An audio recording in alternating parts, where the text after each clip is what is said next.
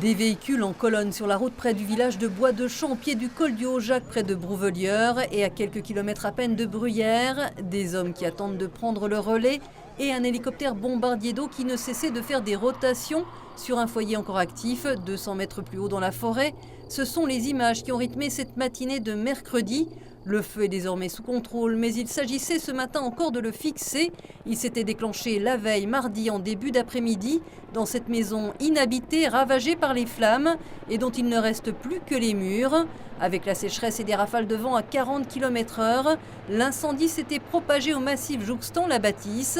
Il aura détruit 30 hectares de forêt. Les soldats du feu devaient poursuivre leur intervention toute la journée au vu de la météo.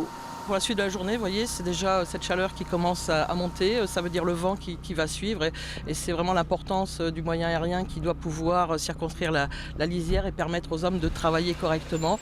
Les pompiers vosgiens concentraient leur effort sur le versant du massif au lieu-dit la Hazelle. Ils se sont relayés toute la nuit avec des renforts des départements du Grand Est, de Franche-Comté et même de Lyon.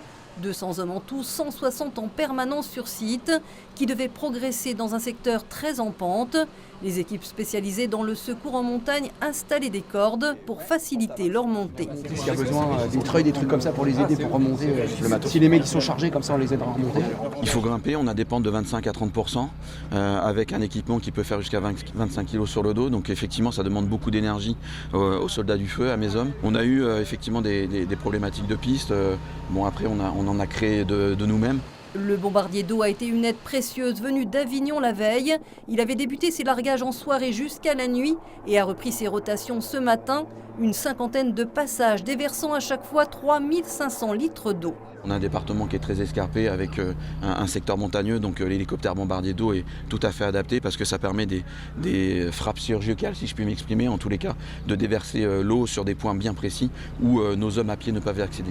Les pompiers disposaient également de quads et de drones pour suivre au plus près et vu du ciel l'évolution du feu et déterminer les points chauds car le terrain certes humide est composé de tourbes qui s'enflamment facilement. Le feu peut se propager au sol et même en dessous. Chaque fumerole est donc aspergé. Les gendarmes scientifiques ont débuté leur enquête dans la maison, en l'occurrence la plus vieille du village.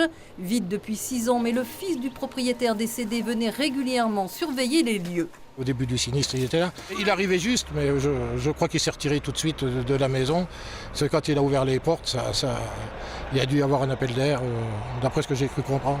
La forêt communale de Bois de Champ n'a pas été impactée. L'incendie concerne des parcelles appartenant à une quinzaine de propriétaires d'autres communes ainsi que des privés. Des forêts pas forcément fragiles ou scolitées, mais souffrant, selon le maire, d'un déficit d'entretien. Le problème aussi, c'est tout ce qui est en friche, à l'abandon. C'est énorme.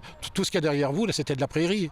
Et puis, ou c'est de la friche, ou alors les gens piquaient des épicéas et un peu n'importe où. En août dernier, c'est la commune voisine de Mortagne qui avait payé un lourd tribut au feu, 30 hectares également partis en fumée et 150 en tout pour le département.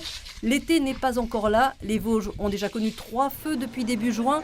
Le dernier dans la forêt de Darney et il n'y a pas plu depuis la mi-mai. Cela n'augure rien de bon. La végétation basse commence à sécher et donc effectivement il faut craindre ce type de sinistre dans les semaines à venir ou en tous les cas dans les années à venir. La moindre étincelle peut faire démarrer des feux de broussailles et derrière, nous avons aussi un massif qui est très habité, il ne faut pas l'oublier. On est dans le risque incendie majeur. Heureusement, cet incendie n'a fait aucune victime. La commune de Donfin, de l'autre côté de la ligne de crête, a également échappé la veille de peu à une évacuation de ses habitants. Vers 13 h, la préfecture annonçait officiellement que le feu était maîtrisé. La route départementale dans ce secteur reste fermée à la circulation.